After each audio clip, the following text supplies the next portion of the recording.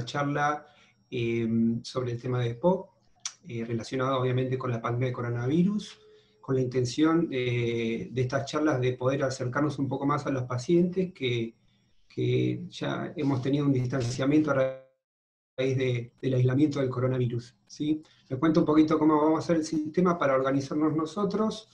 El plan es que yo voy a estar hablando. Ustedes, si les surge alguna duda, pregunta, escríbanlo por favor en el chat, así al final de mi presentación yo voy a ver las preguntas y las voy a tratar de contestar a todas. El plan de las preguntas, por favor, les pido que traten de no ser preguntas personales, sino más bien algo general. Vamos a tratar de generalizar todo para que este es un espacio, digamos, para todos, no una consulta particular que después, bueno, en otro momento con su doctor o doctora pueden resolver, ¿sí? Ahora van a pasar a ver una pantallita de la presentación.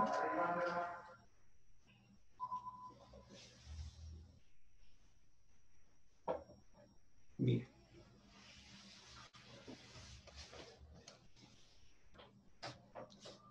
Bueno, lo primero que vamos a hacer es recordar un poquito las cosas generales del coronavirus, los síntomas que usted tiene que tener presentes, nunca está de más recordarlos, para tener la alarma, de tener el momento de consultar, llamar por teléfono, poder acercarse al centro que corresponda.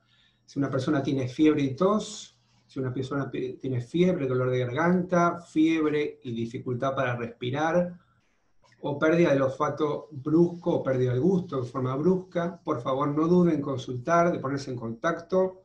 Ahí tenemos en las pantallas un número de teléfono y número de WhatsApp para poder contactarse con OCECAP, así poder resolver la duda y poder actuar de manera lo más rápido posible, sin demora, en el caso de que los síntomas correspondan a una sospecha de coronavirus.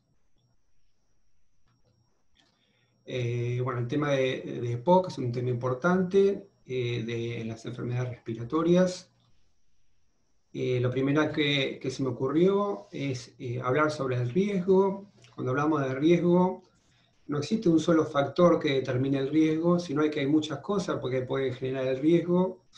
Por un lado, la edad.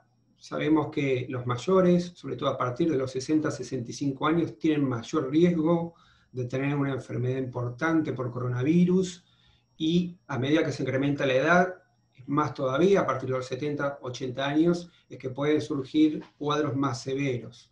A eso le sumamos, porque cada factor no es un factor individual que es separado, sino que se suman. O sea, si una persona es mayor y además tiene comorbilidades, como puede ser diabetes, alguna enfermedad cardíaca crónica de grado severo, algún problema renal, insuficiencia renal, o hepático, insuficiencia hepática, está en estado de inmunodepresión por alguna enfermedad en particular o algún tratamiento en particular, esos son también factores que suman y que cada uno puede tener uno o más factores de riesgo, lo cual genera mayor riesgo al final para determinar que tengan una infección más severa con respecto al coronavirus. Y por supuesto, tenemos EPOC, el EPOC es un factor de riesgo en sí, pero es muy importante diferenciar la severidad, porque no es lo mismo una persona que tiene una enfermedad, una EPOC de grado leve, en donde no tiene limitaciones, no tiene dificultad para respirar, previamente a la cuarentena era una persona activa que podría realizar actividad física. Distinto sería, por otro lado, al otro extremo, una persona donde ya tiene muchos síntomas, mucha dificultad en la respiración, mucha limitación en su vida. Tenemos las personas del estado terminal que utilizan oxígeno. Por supuesto que las personas de mayor severidad, los más severos, son los que más se verían perjudicados en el caso de contra el coronavirus. Y por otro lado, en el otro extremo, si la enfermedad es leve, en una persona que no tiene crisis, prácticamente no tiene síntomas, puede desarrollar una vida activa, actividad física incluida, obviamente tendrán menos riesgo para desarrollar una enfermedad severa. Y cuando hablamos de enfermedad severa, hablamos de no desarrollar un cuadro tipo gripal, sino ya una inflamación pulmonar, ¿sí? Eso se llama neumonía, lo cual puede llevar diferentes también grados de complejidad. Por un lado, solamente sentir fatiga, o por otro lado, al otro extremo, tener dificultad en la oxigenación de la sangre con requerimiento de estar internado, y algunas personas, las más severas, una internación en terapia intensiva con la complejidad que eso significa. Una cosa muy importante, una cosa para resaltar con respecto a esto, es que las personas tienen que tratar de mantener su tratamiento, ¿sí?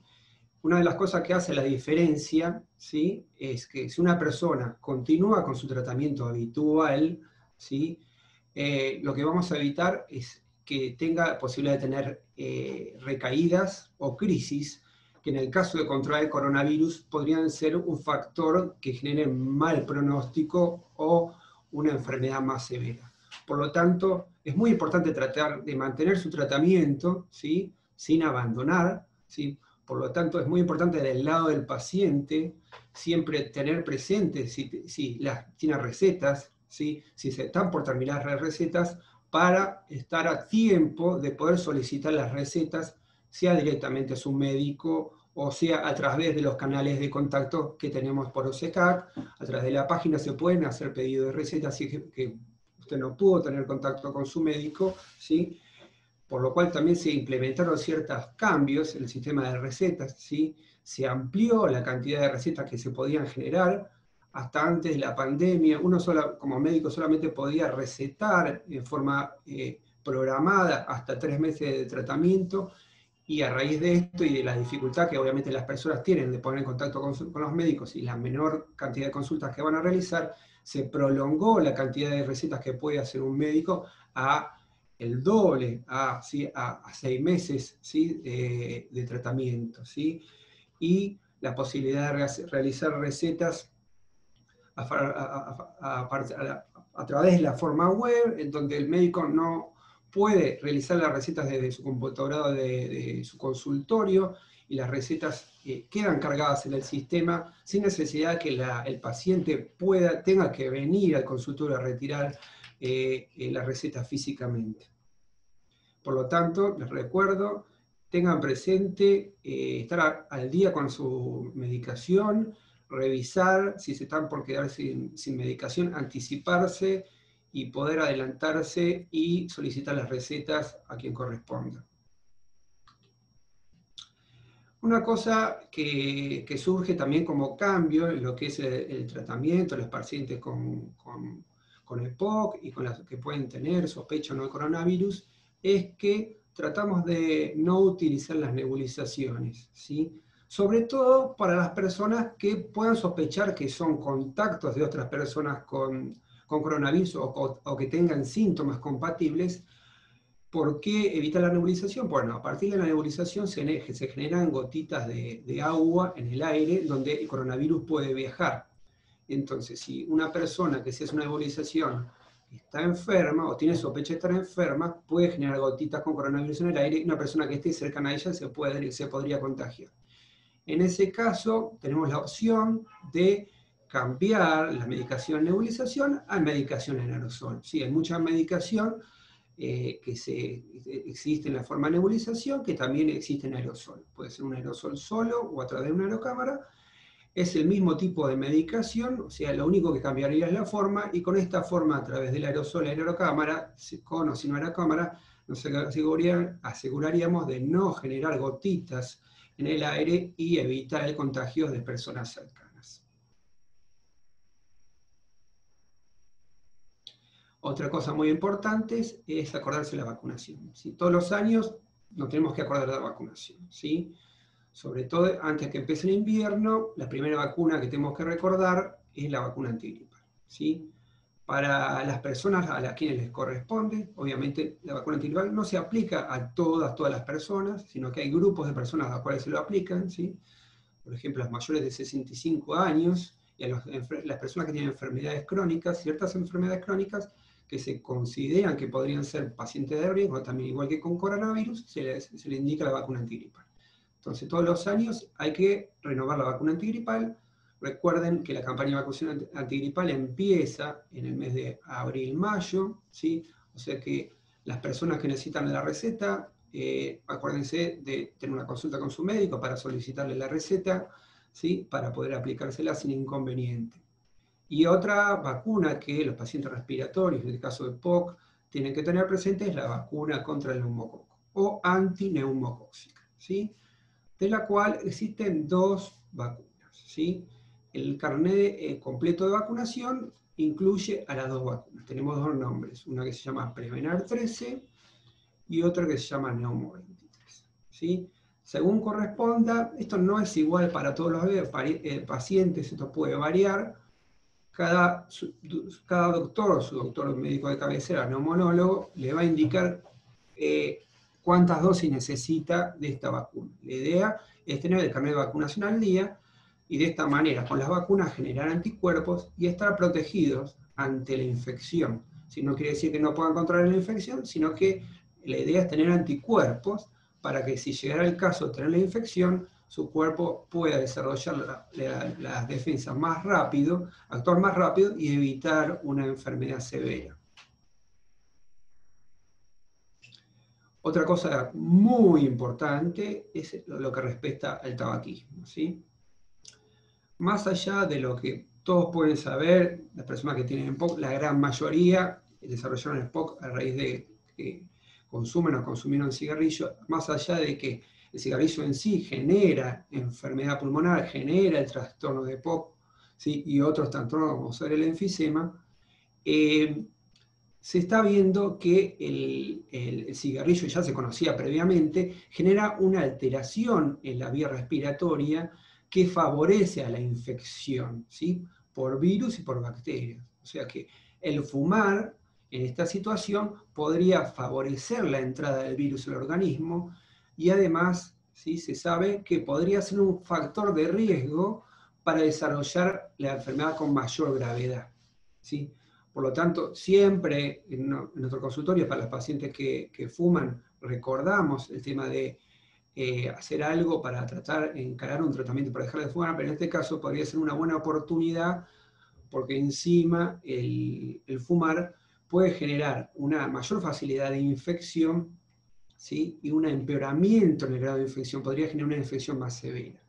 Y otra cosa más que no me quiero olvidar, además se está viendo que las gotitas de agua donde viaja el coronavirus pueden viajar a través de la nube de humo generada por el cigarrillo. O sea, que sería también el cigarrillo una forma de poder trasladar al virus, que el virus se traslade durante una distancia más grande, ¿sí?, más allá de los 2 metros, y podría ser entonces un factor para poder contagiar a la gente que está alrededor.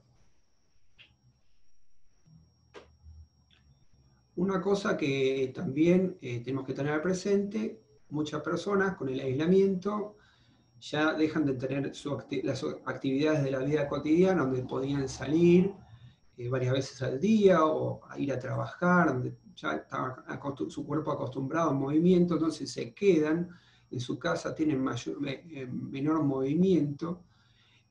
Una persona cuando no se mueve, las articulaciones, los músculos pierden tonicidad, ¿sí?, y se pueden ir achicando, las articulaciones se pueden ir endureciendo, y uno puede también perder capacidad aeróbica. Entonces es conveniente mantener cierto grado de movilidad, siempre adaptado a lo que cada uno pueda realizar según su problema respiratorio, o si tienen problemas de otro tipo articular. Se sugiere tener cierto grado de actividad. La recomendación es si se podría uno hacer algún tipo de actividad física 30 minutos todos los días durante la semana. Es un efecto saludable sobre el cuerpo, ¿sí? Y dentro de esas actividades, cosas que se podrían llegar a hacer en la casa de una persona, por ejemplo, subir y bajar escaleras, si una persona tiene un patio con un fondo, recorrer el patio, dar vueltas durante ese tiempo de 30 minutos. El solo hecho de sentarse y pararse en forma repetida durante un tiempo, lo que favorece a que los músculos no pierdan fuerza y tonicidad. También se pueden hacer ejercicios con los brazos. Como ven en la foto de la señora que está sentada en la silla, tiene 2 latas en sus manos, podrían ser latas, podrían ser botellas con agua.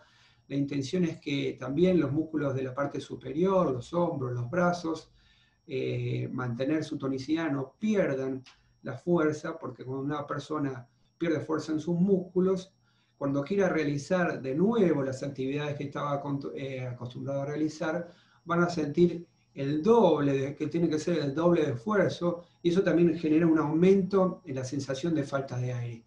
Por lo tanto, si tienen la posibilidad de realizar actividad, es recomendable que no pierdan el movimiento para que los músculos no pierdan fuerza y después de pasado el aislamiento se encuentren que les cuesta más realizar las cosas y tienen más sensación de fatiga en la respiración.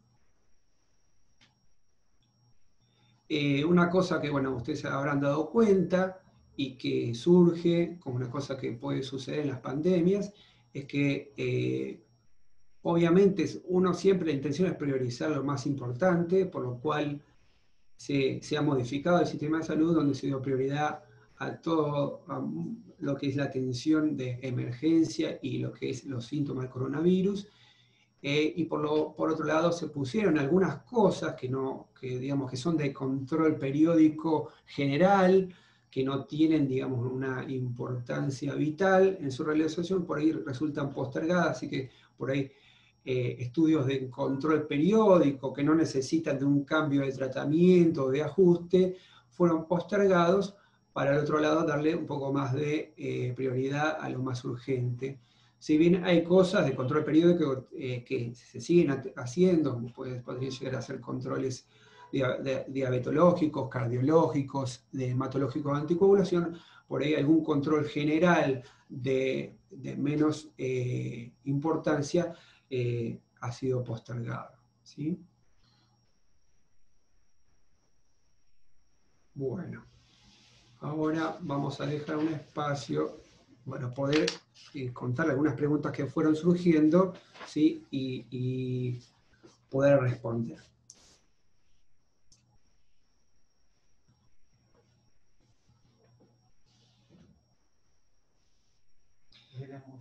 Bueno, acá tengo una pregunta sobre el ronquido. El ronquido dice, ¿cómo afecta a la capacidad respiratoria, capacidad pulmonar, y si genera más riesgo con respecto al coronavirus? Bueno, la respuesta a eso es no, ¿sí? El ronquido no genera mayor riesgo. El ronquido solamente es un ruido que se produce por la vibración de la vía respiratoria que surge en ciertas personas por su características físicas, genéticas de sus tejidos, y que en realidad el ronquido en sí no genera un problema para la salud, no genera un trastorno respiratorio y tampoco genera una complicación al momento de tener una infección por coronavirus. Bueno, hay otra pregunta que es sobre el asma, ¿sí? El asma y el riesgo. Bueno, yo no sé si esto va a ser motivo de otra charla posterior con respecto al asma. El asma es un poco, en algún punto es similar a EPOC, ¿sí? Siempre cuando uno evalúa tanto el asma como el EPOC, hay que ver el grado de severidad, ¿sí? Por un lado, como hablamos antes de los extremos, ¿sí? Podemos tener una persona que tiene un asma leve, que es un asma que tiene pocos síntomas, que no tiene crisis prácticamente en el año, no ha tenido crisis, que no tiene síntomas, que puede realizar actividad física. Esa es una persona de bajo riesgo. Es más, se considera los hepáticos de grado leve, que están bien controlados, que no son pacientes de riesgo en la situación de coronavirus, sino que los pacientes de riesgo son aquellos que tienen una enfermedad más importante, de tipo moderada o severa.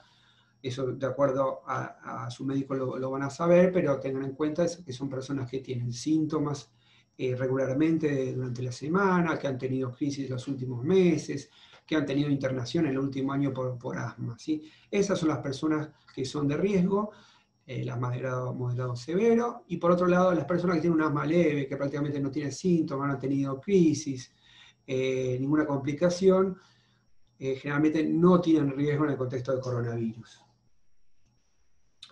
Acá hay una pregunta general sobre la diferencia asma-EPOC. Bueno, con respecto a EPOC, vamos a referirnos sobre todo a las personas que fumaron o estuvieron en contacto con pacientes fumadores o que tuvieron trabajos con generación de polvo a los cuales estuvieron expuestos.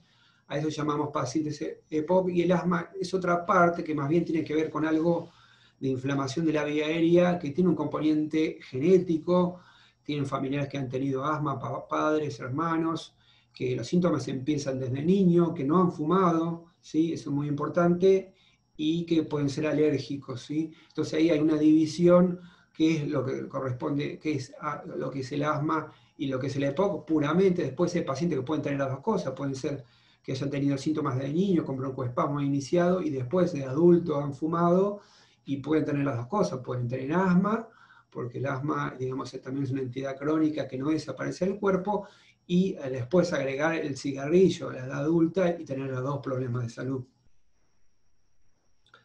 Bueno, la espirometría, otra pregunta es, ¿para qué sirve una espirometría? La espirometría es una herramienta que lo utilizamos los neumonólogos, así como los cardiólogos pueden utilizar el electrocardiograma, que nos sirven para saber, de cierta manera, cómo están los pacientes en el contexto de su enfermedad respiratoria. Sirve para diferentes tipos de enfermedades respiratorias, sirve para las enfermedades obstructivas, que son el asma y el EPOC, a manera de una herramienta de control. No es una herramienta absoluta, no es el único estudio que miramos. También nos fijamos en los síntomas del paciente, podemos ver otros estudios como radiografía y tomografías, ¿sí? Pero es una herramienta que acompaña para el seguimiento y control y para el diagnóstico de la enfermedad. Bueno, acá hay otra pregunta que habla sobre la vacuna de neumonía, que un poco ya la comenté antes, es para qué sirve y a quiénes hay que aplicársela.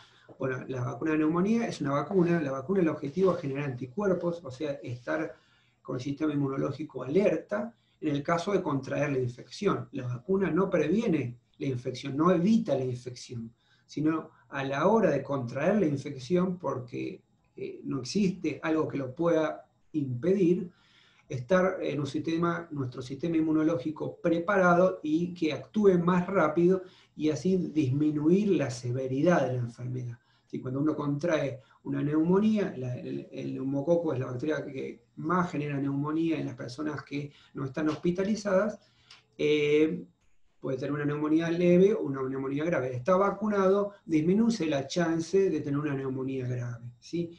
Y con respecto a quién vacunar, bueno, un poco ya lo comenté anteriormente en mi charla, tiene que ver con la edad, ¿sí? Mayores de 65 años, ¿sí? Y si tienen enfermedades, comorbilidades preexistentes, que hay una lista, ¿sí?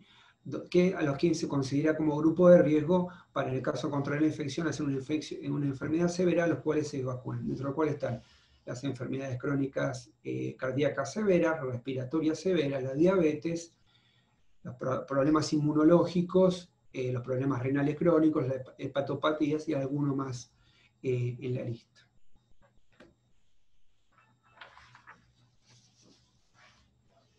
Bueno, hay otra pregunta que habla sobre la consulta sobre EPOC, la diferencia entre EPOC, enfisema y asma, pero recién la diferencia entre asma y EPOC ya lo charlamos.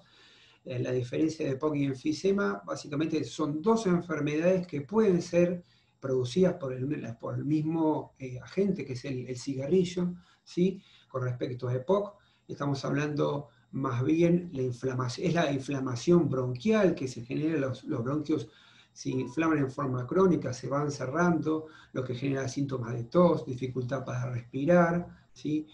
Producción de mucosidad, episodios de broncoespasmo, ¿sí? Y por otro lado tenemos el enfisema. El enfisema es otro tipo de cambio que se genera en el pulmón por el cigarrillo, que tiene que ver con los alvéolos, que son las bolsitas de aire en donde entra el aire y se cambia, ingresa el oxígeno a la sangre, se van como destruyendo, se van rompiendo, se van generando como agujeritos, ¿sí?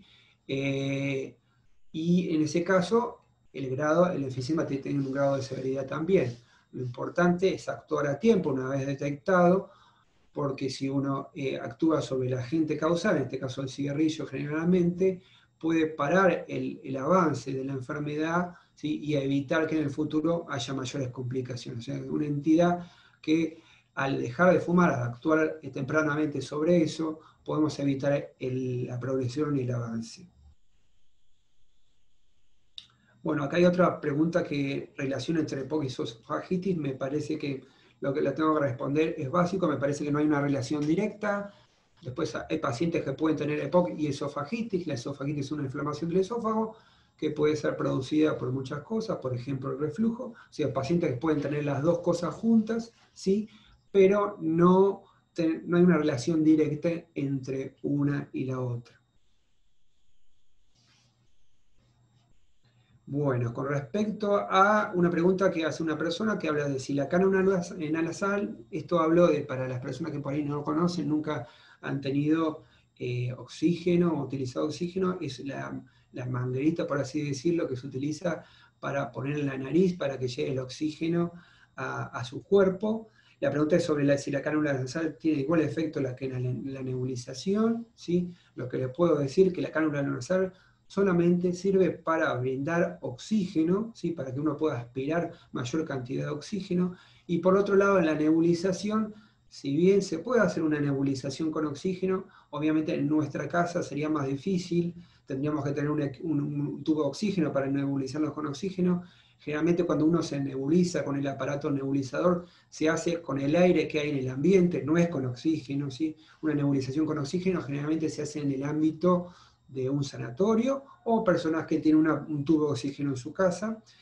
La diferencia es que, bueno, la nebulización generalmente que utilizamos con el aparato de casa, no tenemos un suplemento de oxígeno, sino que solamente es la forma que tenemos para administrar un remedio, ¿sí? El nebulizador genera gotitas de agua, esas gotitas de agua son como la burbujita que lleva el remedio, la gotita que le ponemos al nebulizador, generalmente broncodilatadores, también existen los corticoides que se pueden utilizar.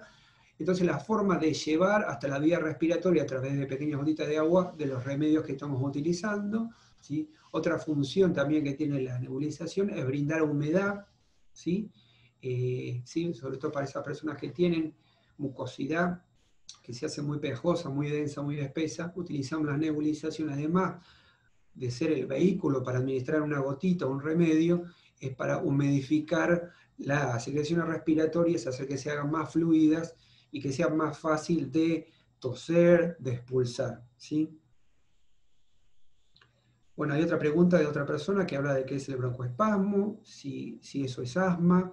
En realidad el broncoespasmo es el término médico para llamar a un conjunto de síntomas, ¿sí? Que se pueden dar en diferentes enfermedades, no solamente en el asma.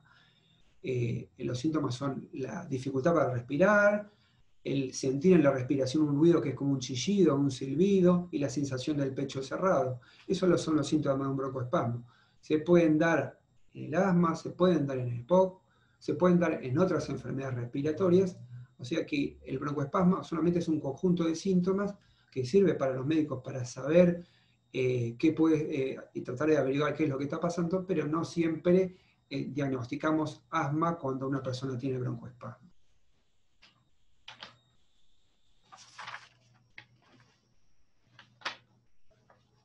Bueno, una pregunta de la otra persona que habla sobre la humedad, cómo afecta a los pulmones. Bueno, hay muchas personas que en las épocas de mayor humedad, o si tienen humedad en su casa, o las condiciones climáticas, sienten un empeoramiento de síntomas, ¿sí? Porque la humedad puede generar una situación de que los bronquios estén más cerrados, sobre todo cuando hay humedad y frío, ¿sí? Entonces puede haber una relación en ese sentido. En la época invernal, en el otoño, donde hay humedad y frío, los bronquios pueden estar más cerrados, entonces las personas pueden tener mayor cantidad de síntomas, mayor falta de aire, mayor silbido en la respiración, ¿sí? Otra persona que pregunta qué es el EPOC, bueno, resumiendo un poquitito todo lo que hablamos en esta charla, EPOC tiene que ver con una enfermedad producida, cambios en la vía respiratoria, ¿sí? Producto de una persona que tuvo contacto, generalmente la mayoría es con humo de cigarrillo, pero también con partículas inhaladas que hay en el ambiente. Estamos hablando de que una persona que durante años ya haya tenido contacto con eso, ¿sí?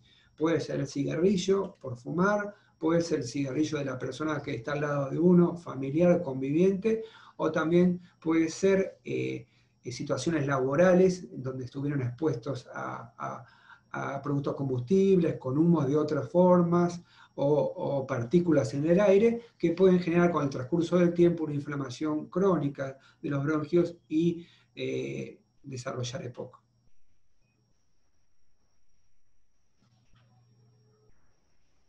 Bueno, hay otra pregunta que habla del tabaco y el aislamiento, cómo manejarlo. Bueno, eso es... voy a ver qué puedo responder a esa pregunta. Sé que, bueno, las situaciones de estrés, de angustia, que podemos atravesar a raíz del aislamiento, la pérdida de contacto con los familiares cercanos, pueden generar en una persona que fuma mayor ansiedad, mayor ganas de fumar. Lo que le puedo decir que tratar de canalizar la ansiedad a través de otro vehículo, ¿sí?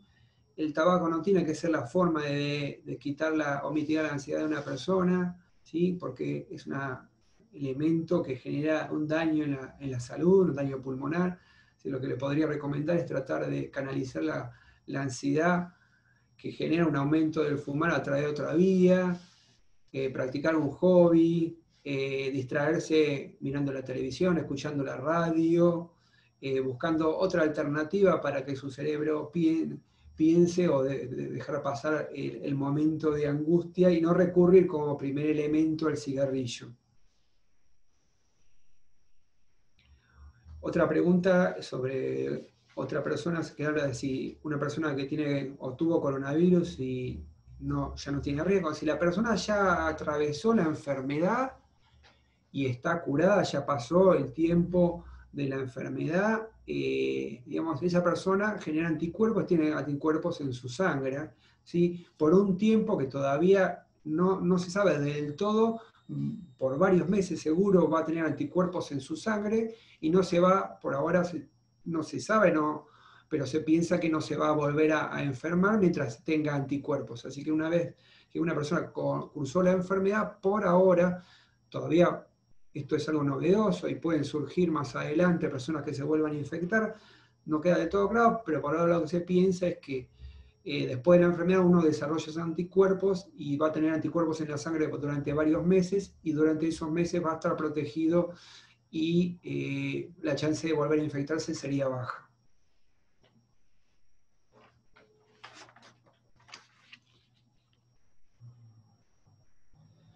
Bueno, otra pregunta con respecto a fumar. Habla de si la pregunta es si una persona tiene poco, ¿se puede fumar cigarrillos electrónicos? Bueno, con respecto a eso, le voy a decir que tengan mucho cuidado con esto.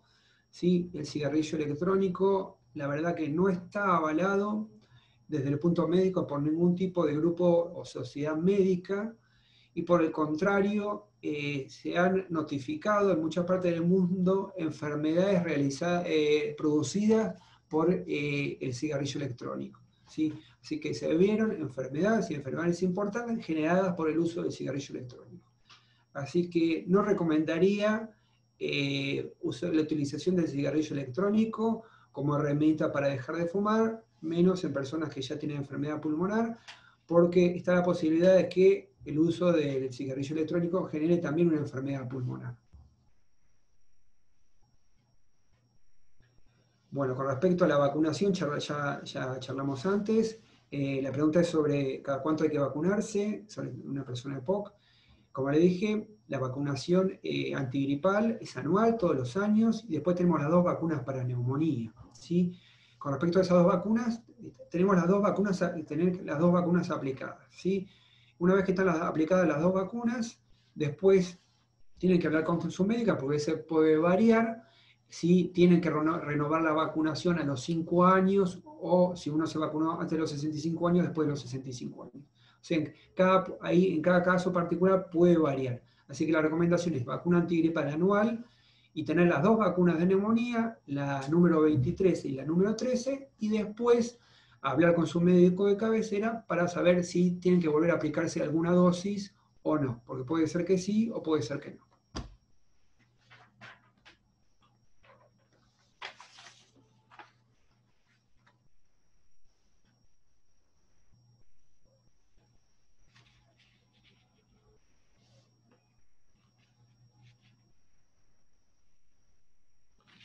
Bueno, una pregunta que surge acá es por qué no se están realizando espirometrías en esta época de coronavirus. La respuesta a eso es porque la espirometría, el método de la espirometría, la forma de realizar la espirometría puede ser un vehículo de contagio y de transmisión de coronavirus. Y cuando una persona sopla enérgicamente por un tubo, puede generar partículas, gotitas de agua, la gotita de agua donde viaja el coronavirus. Entonces, para evitar la transmisión de la enfermedad, puede ser de la persona que hace el estudio o de las personas siguientes a la que pasó primero, se puedan contagiar, se tomó la decisión que hasta que no se pueda asegurar que a través de la espirometría no se transmita la enfermedad, es mejor no realizarla, ¿sí? Y con respecto a eso, les pido que no se desesperen las personas que quedaron pendientes de realizar alguna espirometría, porque por ahora es mejor tratar de evitar que la espirometría sirva para contagiar a otras personas y guiarse, como le dije antes, la espirometría es un elemento, no es lo único que podemos utilizar los médicos para saber cómo están sus pacientes, sino nos guiamos a través de otras cosas, los síntomas, la radiografía, algún estudio, para ver cómo están y los postergaremos para cuando la situación del coronavirus esté mejor y las condiciones estén dadas, realizarlas más adelante. No se desesperen si tienen algún estudio de espirometría que quedó cancelado o postergado. Vamos a tratar de utilizar otras herramientas que tenemos al alcance para poder saber cómo están nuestros pacientes y cuando sea el momento, cuando se pueda realizar, cuando no haya riesgo, los volveremos a hacer.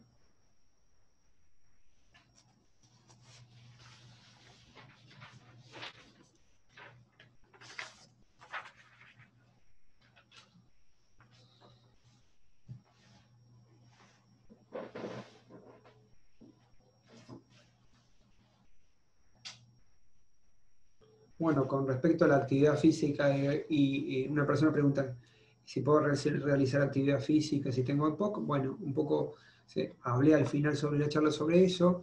La actividad física siempre es recomendable, es algo beneficioso para la salud, es una actividad saludable, ¿sí? Siempre dependiendo, el tipo de actividad física depende de la gravedad de la enfermedad, qué tipo de actividad física uno puede hacer y está aconsejado hacer.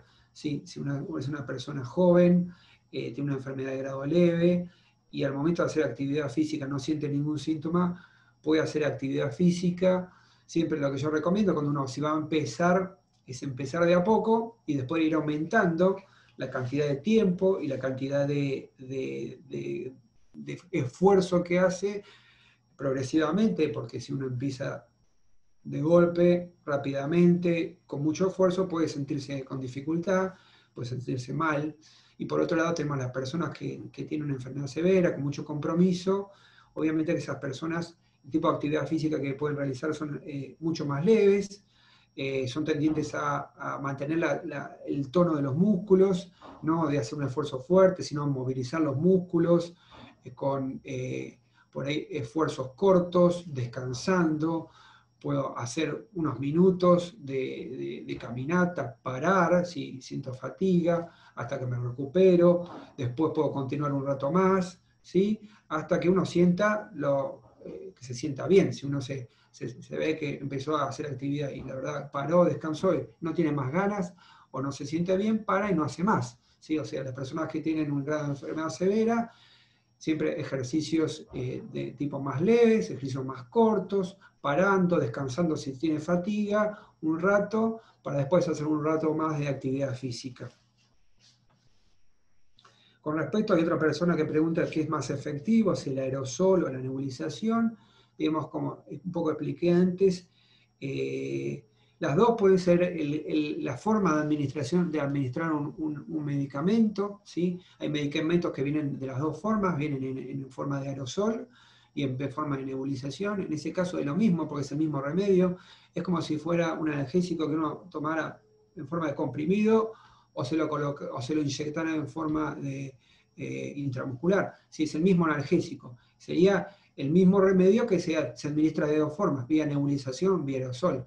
Lo que puede variar, por ejemplo, la nebulización, como les comenté antes, es que además el nebulizador genera humedad. En el caso de las personas que tienen una dificultad con mucha mucosidad y que tienen una mucosidad densa y pesada, el darle una humedad le puede favorecer, a través de la nebulización, favorecer en el sentido de que esa mucosidad densa sea más fluida y sea más fácil de eliminar. Recuerden también lo que les dije antes, que es una persona que está con un estudio coronavirus positivo o que tiene sospecha de estar enfermo y tiene otras personas a su alrededor, si pueden evitar de hacer nebulizaciones para no generar gotitas de aire y contagiar a los que están alrededor, es mejor utilizar el aerosol, ¿sí? Si tienen la posibilidad, en el caso de si el estudio le dio positivo o tiene sospecha de estar enfermo por coronavirus.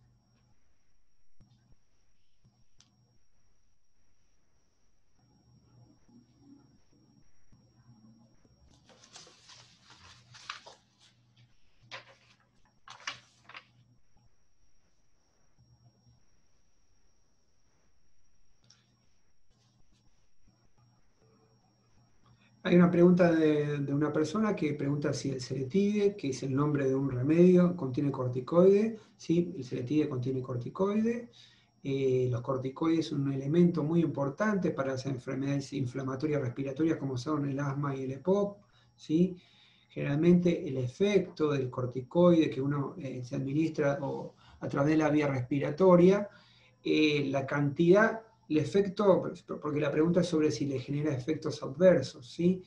Digamos, para que una persona tenga efectos adversos por un corticoide, tiene que ser administrado en forma prolongada y cuanto más rápido, ¿sí? Es donde se van a ver los efectos adversos. Por eso, generalmente los corticoides que mayor efecto adverso tienen son los que se consumen en forma crónica, en forma vía oral, en comprimidos, o si se inyectan repetidamente por vena o intramuscular, porque eso llega más rápido a la sangre, en mayor cantidad, y eso genera el efecto adverso.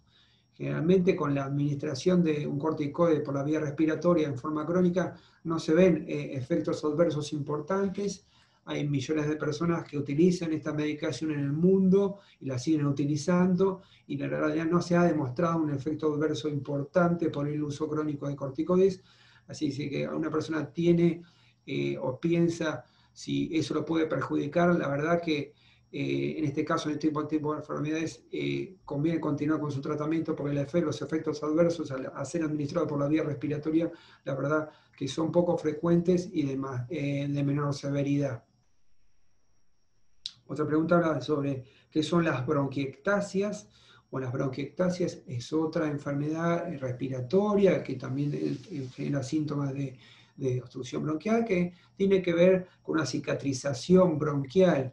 Generalmente para haber bronquiectasia tiene que haber habido algún proceso inflamatorio importante de la vía aérea, ¿sí? Realmente se da después de infecciones respiratorias, como son neumonías, tuberculosis, y hay otras enfermedades también que generan esto, ¿sí? Es una entidad que puede tener síntomas parecidos al asma y EPOC, pero es distinta, el origen es distinto, y son unas cicatrices bronquiales que se generan por producto de un proceso inflamatorio que alguna persona tuvo antes en algún momento de su vida.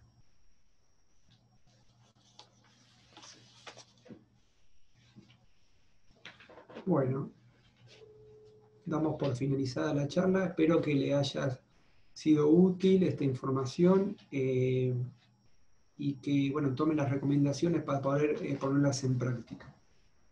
Seguramente con algunos nos veremos por consultorio. Chao, buenas tardes.